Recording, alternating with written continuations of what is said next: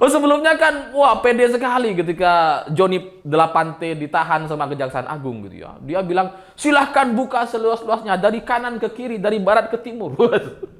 Lah kok sekarang minta jangan dicari-cari kesalahan.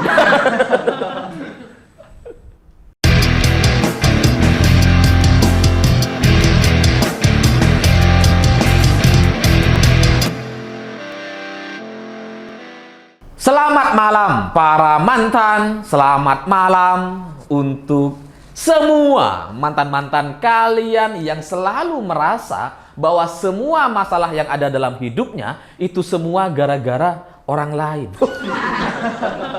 Padahal sebenarnya semua itu gara-gara dia sendiri gitu. Nah, cerita-cerita semacam itu bagi saya jadi mirip sekali dengan cerita pidato Surya Paloh yang terbaru. Karena ketika Surya Paloh memberikan pemaparan materi di hadapan para caleg Partai Nasdem di Sulawesi, Surya Paloh mengatakan bahwa perjuangan Partai Nasdem itu harus terus dilanjutkan meskipun kita ditekan, dirayu, dan bahkan kadernya dipenjarakan. Itu semua adalah konsekuensi dari perjuangan, kata Surya Paloh. Ini apa-apaan gitu. Kalau soal urusan dirayu atau ditekan, itu sama sekali bukan soal perjuangan. Itu soal konsekuensi manusia hidup. Semua manusia yang pernah hidup pasti akan pernah mengalami dua hal ini. Ditekan atau dirayu.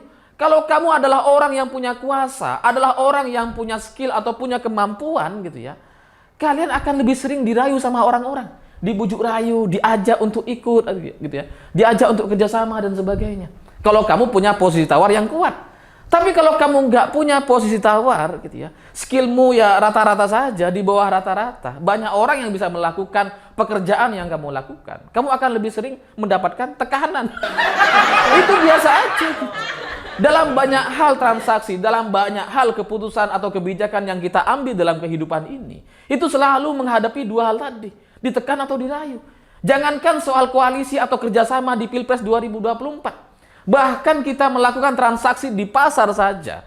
Kalau kita mau beli ikan, beli bawang gitu ya, beli ayam, kita kadang-kadang juga melakukan teknik yang sama gitu. Kita rayu-rayu dulu gitu ya supaya harganya turun. Dari 15.000 kita bisa dapat 10.000 kalau rayuannya berhasil. Tapi kalau rayuannya nggak berhasil gitu ya, kita bisa melakukan tekanan. Pura-pura pergi. Nanti dipanggil biasanya gitu.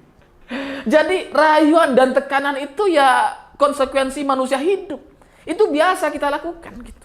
Jadi Partai Nasdem jangan merasa bahwa kalau dia ditekan atau dirayu, jadi merasa yang paling terzolimi. Semua partai mengalami itu. Emangnya Partai Nasdem mengumumkan Anies sebagai capresnya bukan bagian dari tekanan kepada pemerintah? Itu kan tekanan juga gitu. Di mana Anies ini nggak mau melanjutkan pembangunan yang dilakukan oleh Pak Jokowi. Itu kan tekanan gitu. Jadi ya biasa aja lah. Jadi bagi saya, rayuan dan tekanan itu sama sekali bukan bagian dari perjuangan. Itu adalah konsekuensi orang yang hidup. Kalau nggak mau ditekan, nggak mau dirayu, mati aja. Tapi ketika Surya Paloh mengatakan bahwa kadernya dipenjara, kader Partai Nasdem sampai dipenjara hanya gara-gara memperjuangkan sesuatu, ini bagi saya timbul pertanyaan gitu. Apa ada Partai Nasdem yang dipenjara hanya gara-gara memperjuangkan sesuatu?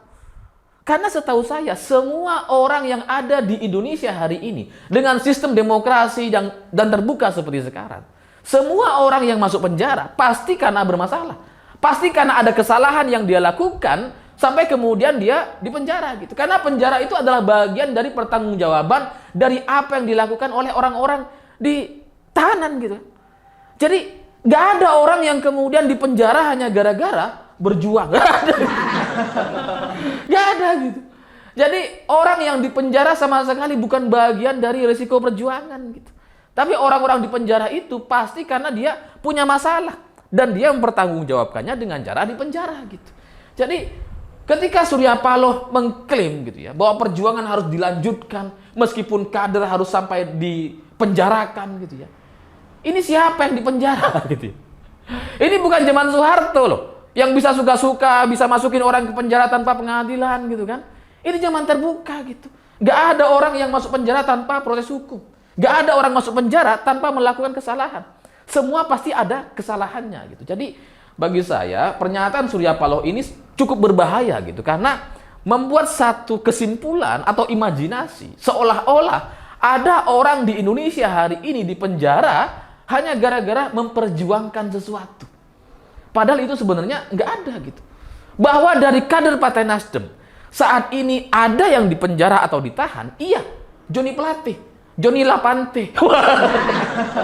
Mirip ya, Joni Plate, Joni 8T. Ada T. Ya kalau Joni Plate akhirnya ditahan hari ini atau di penjara, itu sama sekali bukan bagian dari resiko perjuangan. Itu adalah resiko korupsi, resiko maling gitu. Semua maling itu di penjara kalau ketahuan. Nah, Joni Plate ketahuan, makanya ditahan dia gitu. Jadi kalau Surya Paloh berpidato berapi-api seolah-olah ada kadernya yang dipenjara sebagai bagian dari tekanan politik dan sebagainya, itu sama sekali pasti nggak berdasarkan data gitu. Itu pasti kesalahan Surya Paloh itu. Jadi bagi saya gitu ya, Joni Plate ditahan ya karena memang dia salah. Ada kasus yang dia lakukan gitu. Bahwa setelah Joni Plate ada menteri lain lagi dari Partai Nasdem, yaitu Menteri Pertanian Syahrul Yassin Limpo, beberapa hari yang lalu sudah diperiksa 3,5 jam oleh KPK atas kasus korupsi juga gitu ya. Itu juga bukan bagian dari resiko perjuangan. Itu adalah resiko seorang menteri yang di dalam kementeriannya ada kasus korupsi. Jadi dia harus bertanggung jawab tuh.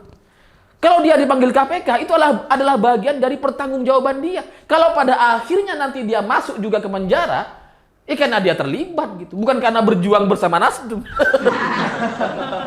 Atau jangan-jangan Nasdem sudah mau mengartikan bahwa korupsi adalah bagian dari perjuangan. Mana tahu gitu kan. Jadi dikiranya Joni Plate itu berjuang gitu, padahal korupsi dia. Jadi untuk kader-kader Partai Nasdem atau menteri-menteri Partai Nasdem, yaitu Joni 8T atau Syahrul Yassin Limpo gitu ya. Ya mereka harus membuktikan kalau mereka itu tidak terlibat atau tidak melakukan korupsi. Tapi kalau mereka nggak bisa membuktikan, sementara data-data yang dimiliki oleh Kejaksaan Agung atau KPK itu mengarah kepada tindakan korupsi, ya ditahanlah dua orang ini. Kalau nggak ditahan malah salah gitu.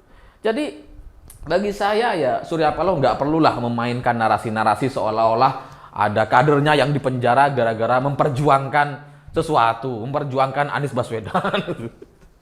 Jangan gitu ya. Lalu setelah itu Surya Paloh juga berpesan gitu kepada para penegak hukum yang ada di Indonesia untuk tidak memainkan kata-kata, untuk tidak mencari-cari kesalahan. Tapi kalau salah gimana gitu ya? Kayak Joni 8T misalkan atau Syahrul Yassin Limpo. Misalkan mereka memang salah gitu ya. Terus kita cari-cari kesalahannya dan ketemu, masa iya nggak boleh gitu? Boleh dong. Lawang itu bagian dari pertanggungjawaban dia gitu. Jadi sebagai menteri, mereka harus siap dengan itu. Semua pejabat menteri harus siap dicari-cari kesalahannya. Ya karena itu bagian dari pertanggungjawaban dia sebagai pejabat publik gitu. Harus siap dong. Kalau ada menteri nggak mau dicari-cari kesalahannya, maka sampai kapanpun nggak akan ada menteri yang diperiksa oleh KPK. Nggak akan ada gitu. Semua aman aja. Karena apa? Karena nggak ada yang boleh cari-cari kesalahan. Ya, kalau orang mencari-cari kesalahan, kalau kesalahannya tidak ada, ya nggak akan ketemu gitu. Jadi Surya Paloh harusnya tenang-tenang aja. Kalau berani, bukankah sebelumnya kan dia sudah berani mengatakan silahkan dibuka, silahkan dibongkar sebebas-bebasnya, seluas-luasnya, sejelas-jelasnya katanya. Itu kan bagian dari mencari-cari kesalahan. Lah kok sekarang kok nggak mau gitu? Apa Surya Paloh terlibat? Sebelumnya kan wah pede sekali ketika Joni 8T ditahan sama Kejaksaan Agung gitu ya. Dia bilang silahkan buka seluas-luasnya dari kanan ke kiri, dari barat ke timur. Lah kok sekarang minta jangan dicari-cari kesalahan? Jadi ya seharusnya Surya Paloh itu ya gak usah terlalu khawatir. Kalau memang gak salah gitu ya, mau dicari-cari gimana pun gak akan salah gitu. Kecuali memang punya salah, punya banyak masalah, itu ya pasti akan ketemu gitu. Dan kalau soal Anies Baswedan yang belakangan ini diisukan akan segera menjadi tersangka oleh KPK gitu ya. Ya bagi saya itu juga bukan bagian dari mencari-cari kesalahan. Karena Anies itu sudah diperiksa oleh KPK jauh sebelum dia dideklarasikan sebagai capres oleh Partai Nasdem. Sudah ada masalahnya gitu. Jadi kalau pada akhirnya KPK menetapkan Anies sebagai tersangka, itu sama sekali bukan karena mencari-cari kesalahan. Kesalahannya udah banyak. Udah terlalu banyak gitu. Gak usah dicari-cari. Jadi ya seharusnya Partai Nasdem itu jangan memainkan narasi-narasi seolah-olah ada orang di penjara gara-gara memperjuangkan, gara-gara Partai Nasdem berjuang.